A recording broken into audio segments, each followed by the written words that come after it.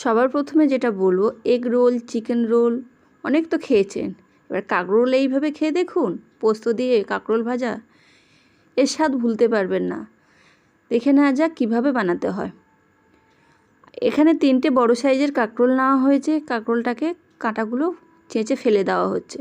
প্রত্যেক কাঁকরোল থেকে কাঁটাগুলো বাদ দিতে হবে, বাদ দিয়ে খুব ভালো করে চাষতে হবে।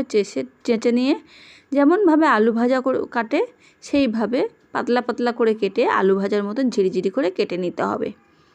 এদিকে সমস্ত কাঁকরোলগুলো এইভাবে চেঁচে চেঁচে আমি এদিকে আলু ভাজার মতন কেটে নিচ্ছি। এদিকে কাটা হয়ে গেছে, দেখুন এইভাবে চাঁচা হয়েছে। চাঁচার পর আলু ভাজার মতো কেটে নিচ্ছি। কেটে নেওয়ার পর খুব ভালো করে ধুয়ে নিই। এদিকে কড়াইতে গ্যাসের উপর কড়াই বসিয়ে দিয়েছি, তেল গরম করতে দিয়েছি। তেল গরম হয়ে গেছে। এদিকে আমি সবজিগুলো কেটে নিই। সবজিগুলো এইভাবে ঝিরিঝিরি করে কেটেছি, এগুলো এইভাবে কেটে নিয়েছি। কেটে নেওয়ার পর কড়াইতে অল্প একটু তেল দিয়ে কালো জিরে দিয়েছি। কালো জিরে দিয়ে আমি কাঁকরোল ভাজতে দিয়েছি। কাঁকরোলগুলো এদিকে ভাজতে দিয়েছি, আর অল্পে আমি কাঁকরোলগুলো ঢাকা দিয়ে ভাজবো। দেখুন কাঁকরোলগুলো দেওয়ার পর লবণ দিয়েছি, লবণ দিয়ে এইভাবে থাকছি। এখানে আমি অল্প পরিমাণে তেল দিয়েছি, পরে আমি তেল দিয়ে দেবো।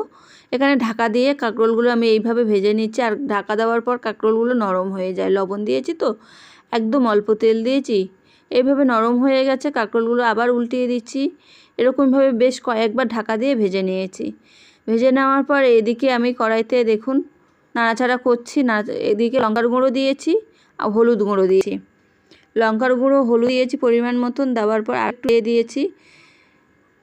এইভাবে সমানে নাড়াতে থাকছি আর ঢাকা দিয়ে ভাজতে থাকছি। যেহেতু অল্প তেল দিয়েছি, একটু সময় নিয়ে ভাজছি। এরপরে আমি কাঁকরোলগুলো যখন একটু লাল লাল মতন হয়ে যাবে ভাজা, তখন কাঁকরোলের মধ্যে একটু আমি তেল দিয়ে দেবো।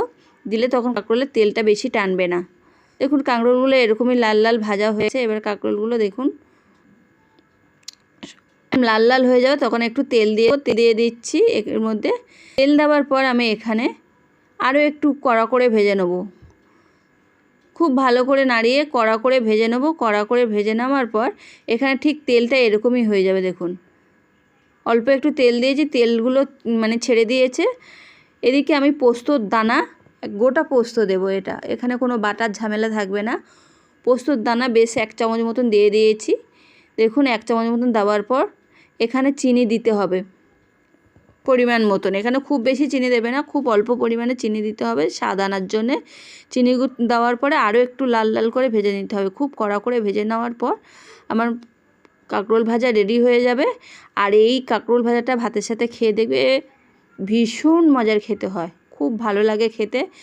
এইভাবে খেয়ে দেখবে এখন পুরো পরিবারটা একদম চেটে পুচে খেয়ে নেবে 1 থালা ভাত।